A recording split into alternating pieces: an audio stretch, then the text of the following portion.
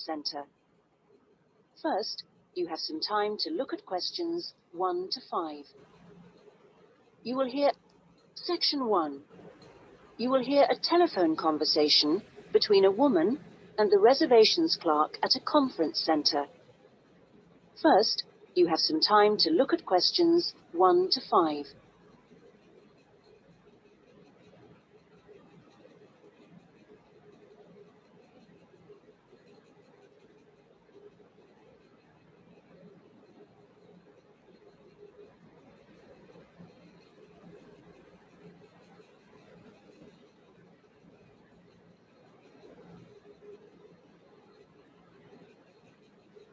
You will see that there is an example that has been done for you. On this occasion only, the conversation relating to this will be played first. Conference Centre reservations. Good morning. Hi, I'm interested in the computing conference next month. Future directions in computing? Yes, that's right. The title of the course is Future Directions in Computing, so Future Directions has been written in the space. Now we shall begin. You should answer the questions as you listen, because you will not hear the recording a second time. Listen carefully and answer questions 1 to 5.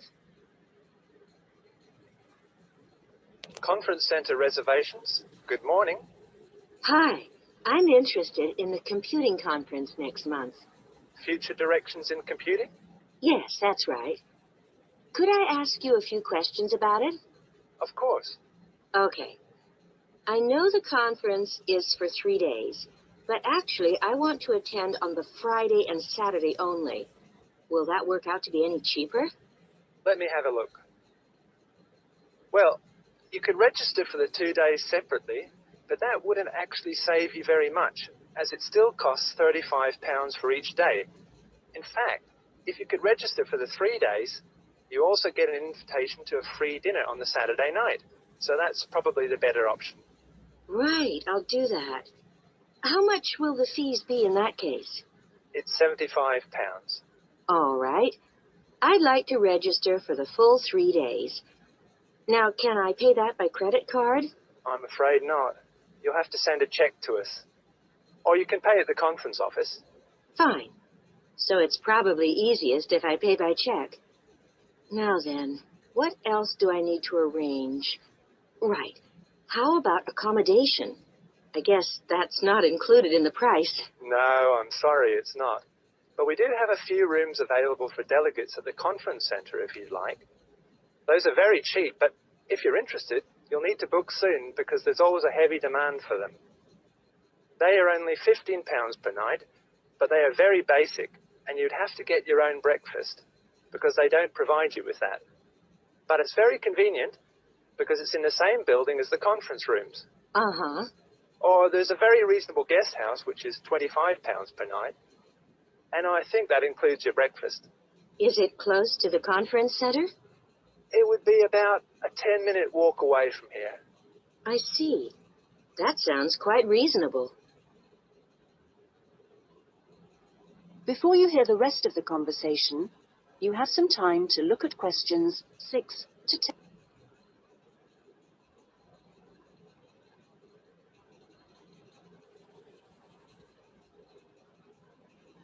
Details are all... Now listen and answer questions 6 to 10. The details are all in our conference pack, which I'll send you. Great, thanks. That'll be very useful. Oh, and can you also send me an application form? Of course. I'll get that in the post to you straight away. Is there anything else? Yes, actually. Can you tell me where exactly the conference center is? Well, it's on South Park Road, and it's right at the end of the road next to the library. It's a 10-minute taxi ride from the station and will cost you £5. Otherwise, you can take the bus, which runs every half an hour from the station. That's the 21A, and it brings you straight to the conference centre. Right, got that. That is the end of Section 1. Section 2. You will hear an introductory talk to a group of temporary workers at an international travel exhibition. First, you have some time to look at questions 11 to 13.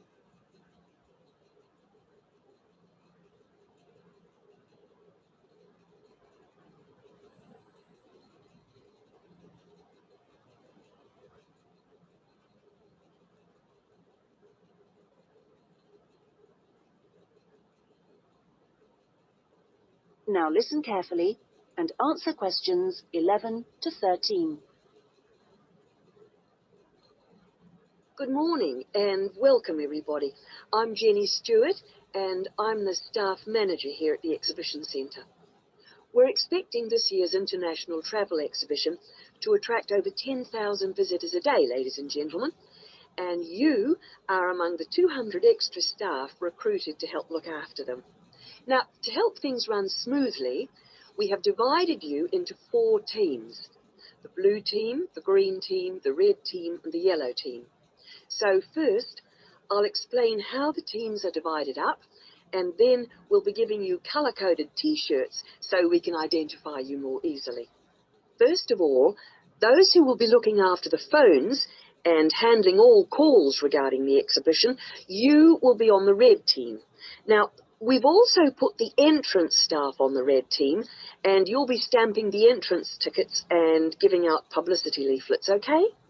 Those of you involved in distributing entrance tickets will be on the yellow team, and we've also put those of you who will be staffing the information booths around the conference centre on the yellow team, so you'll be getting a yellow T-shirt.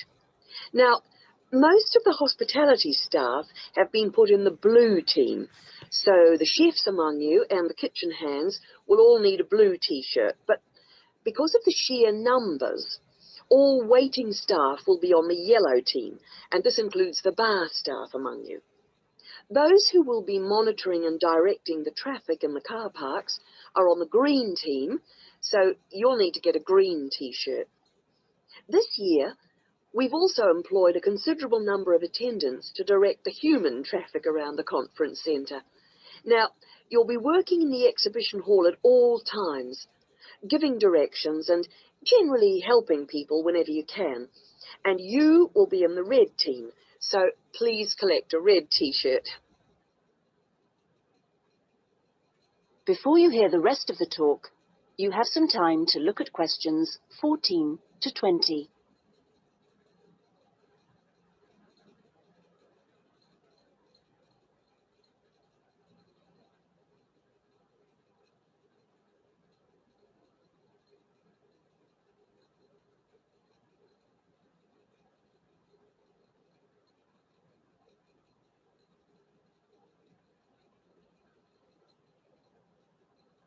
Now listen and answer questions 14 to 20. Right, now that everyone knows what team they're in, we'll get on with the orientation and training program. And first, I'll run through the rest of today's program, which you should have in front of you so that you can get a general idea of what else is in store today. This introduction finishes at 9:30, and then you'll be hearing from Anne Smith.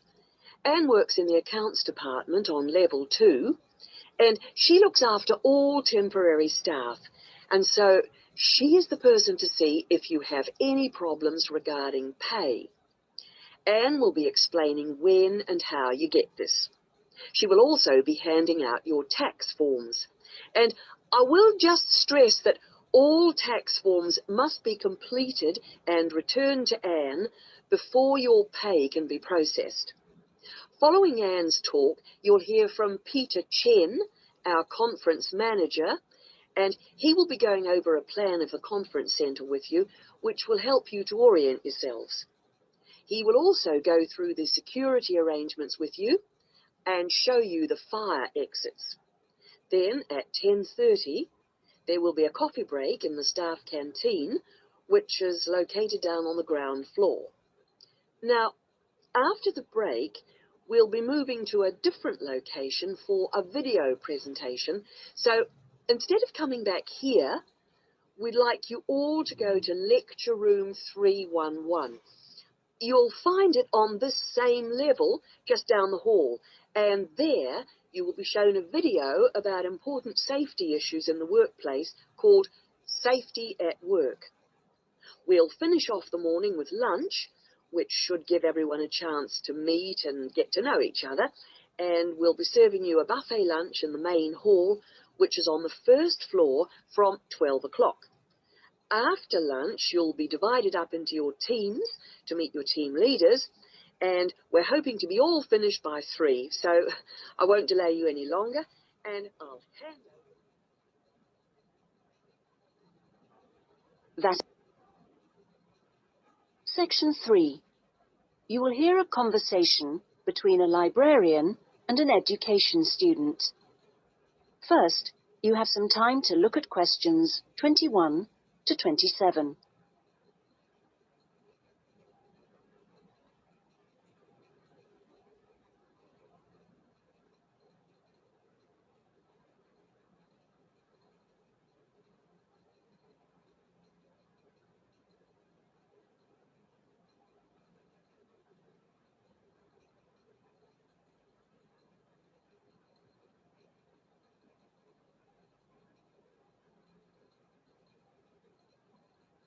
Now listen carefully and answer questions 21 to 27. Good afternoon. Can I help you? Good afternoon. Yes, I've just transferred to the School of Education, and I'd like information about joining the library. Well, the School of Education has libraries on 2 sites, as I'm sure you know. This one here is the Fordham site, and the other is on Castle Road. And is there any difference between the 2 libraries? Not in terms of their facilities. Access to online databases and the internet is available at both sites, and each site has a range of reference materials on education. Oh, yes, I see. But the Castle Road site has books on the sociology of education and a collection of textbooks and teaching resources covering most of the subjects taught in secondary schools. Ah, right. But I'm training to be a primary teacher, so I need to look at materials for the 5 to 11 age group. Then you've come to the right place. At Fordham, we hold material relating to primary education, as well as special needs. But, of course, you will need to familiarise yourself with both sites to make the most of our resources. You haven't mentioned periodicals. Are they held at both sites? Current issues, yes, but if you want to look at back issues, you'll need to use the CD-ROM databases, which are held here at Fordham. I see. Now, about borrowing books, I'm living out of town, so I'm hoping I can borrow quite a few items and cut down on the number of trips I have to make. Right, well, members can borrow 2 books at a time from each site. Only 2 books? Only 2 from each site, but that's 4 altogether. Oh, I see. And how long can I hang on to them for? The borrowing period is 1 month, but of course books can be renewed. You can renew any item a maximum of 3 times. Do I have to come to the library to do that? No, you can do it by telephone or email, but you can't renew overdue books this way, only before or on the due date stamped in the book. We'll need your full name, your borrower number, and the name of the site library you borrowed the items from. So, theoretically, I can borrow books for up to 3 months. Is that what you're saying? Yes, provided they're not recalled. So, what happens then? Well, sometimes an item is requested by another borrower, in which case we'd send you a letter, and you'd have to return the book within 7 working days. Don't forget, we're closed on Sundays. Okay. Before you hear the rest of the conversation, you have some time to look at questions 28 to 30.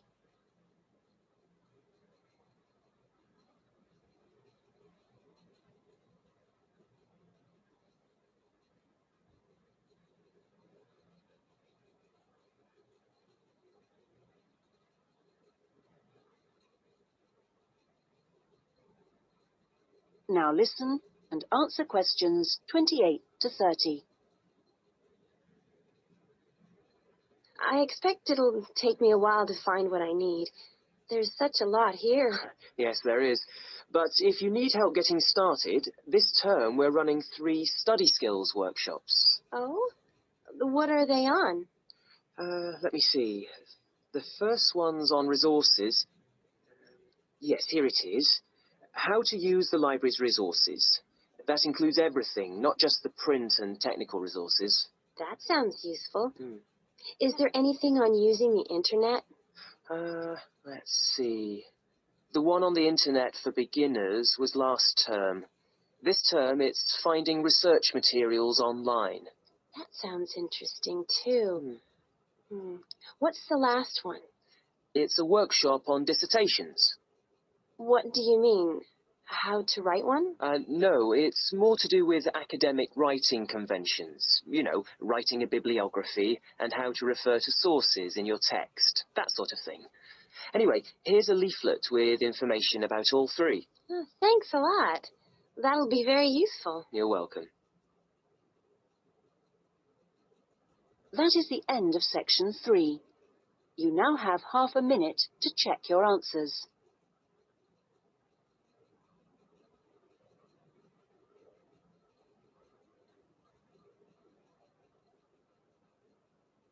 Section 4.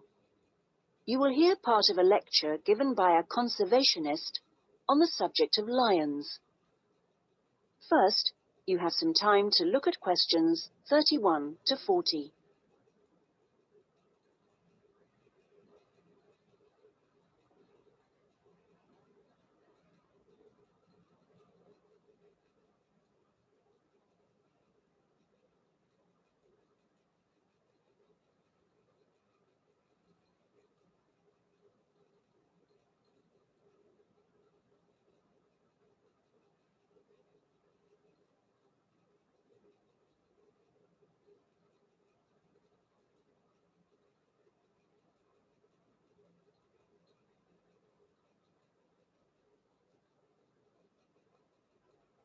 Now listen carefully and answer questions 31 to 40. Well, most people think that lions only come from Africa. And you would be forgiven for thinking this, because in fact most lions do come from Africa. But this hasn't always been the case. If we go back 10,000 years, we would find that there were lions roaming vast sections of the globe. But now, unfortunately, only very small sections of the lion's former habitat remain.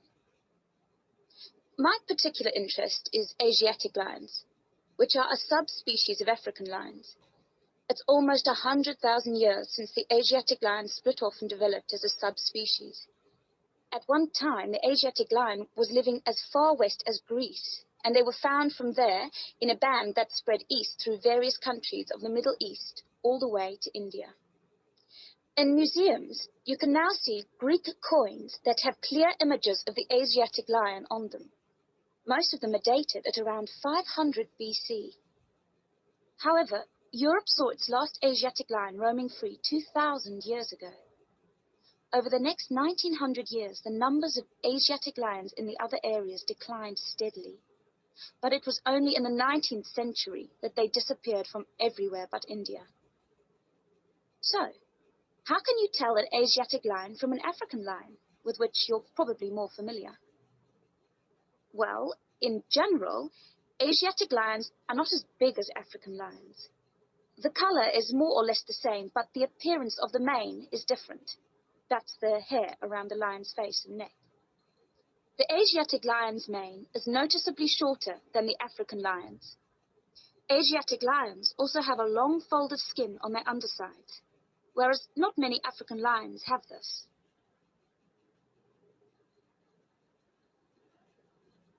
Well, I'd like to talk to you now about the Gir Sanctuary in India. That's where I've just come back from. The sanctuary was established specifically to protect the Asiatic lion. It's 1,450 square kilometers in area, and most of it is forest. There are now around 300 Asiatic lions in India, and almost all of them are in this sanctuary. But despite living in a sanctuary, which makes them safe from hunters, they still face a number of problems that threaten their survival. One of these is the ever-present danger of disease. This is what killed more than a third of Africa's Serengeti lions in 1994, and people are fearful that something similar could happen in the Gir sanctuary and kill off many of the Asiatic lions there.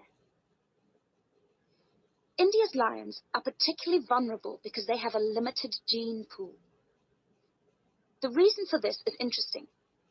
It's because all of them are descended from a few dozen lions that were saved by a prince who took a particular interest in them. He was very wealthy, and he managed to protect them.